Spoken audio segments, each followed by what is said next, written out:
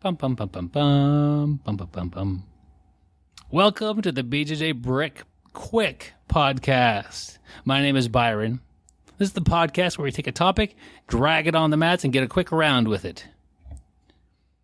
Today, we're going to be talking about changing coaches. This is a bit of maybe a difficult topic, but we'll see what we can do in a 5-minute time. It all matters about what you're wanting to do with your jiu-jitsu, what your coach is able to provide, and also your styles. Are you guys maybe mismatched?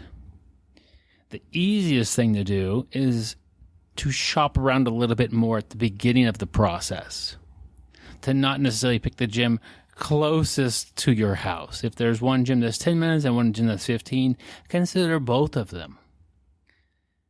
If you get a better vibe, or it seems like the other gym is more aligned with your goals, if you're wanting to compete, and one of them is a heavily competition-focused gym, if you have kids you want to do jiu-jitsu, and one of them has a much stronger kids team that seems like something that you want them to get into, that could be a factor. Anyway, regardless of how you started it out, you could still love your coach. It might be time to change your coaches. The easiest way to do this is to do it internally. We all have different coaches within the gym. So it's just, who do you ask questions to? Who do you learn the most from? It may not be the person whose name is signed on the lease of the building, whose name's on the sign on the billboard. Billboard, like we have jiu-jitsu billboards. Anyway, it may not be the main coach, but you might find another student or maybe a different coach that doesn't have the highest rank in the building. That might be more aligned to your style. If your coach is 6'5" and 280 and muscular, and you're a different body type, you might get a lot of advice from a different student. Consider that student your coach. Although you're not paying them for the coaching necessarily, think of you're paying the coach for that creates the environment, that has the mat space and the gym all together, and that also helps train good training partners for you. So you could say, my coach doesn't have my coaching style, or they don't know much about my game. Look around before you say, I'm leaving. You could change coaches within the gym. Next time I'm going to talk about changing teams, and that's a little bit different. You're going to have to leave. So that'll be a different topic. Another thing I meant to mention is you could get online coaching.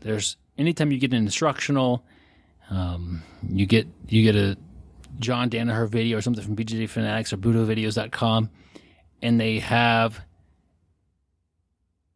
instructionals there for you. Those are your coaches.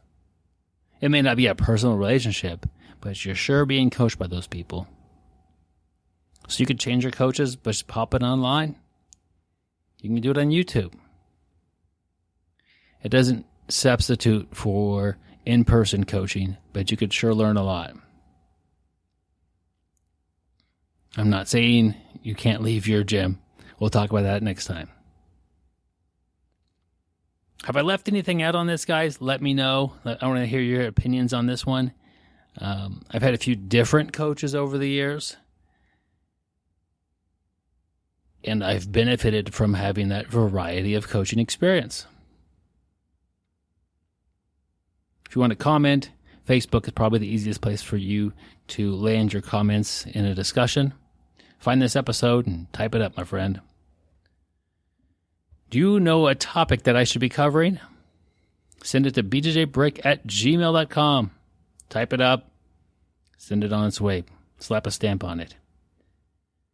Patreon is how we support the main podcast. These quick episodes are on the house. Thank you, guys. I hope you have a great day, and stay sweaty, my friends.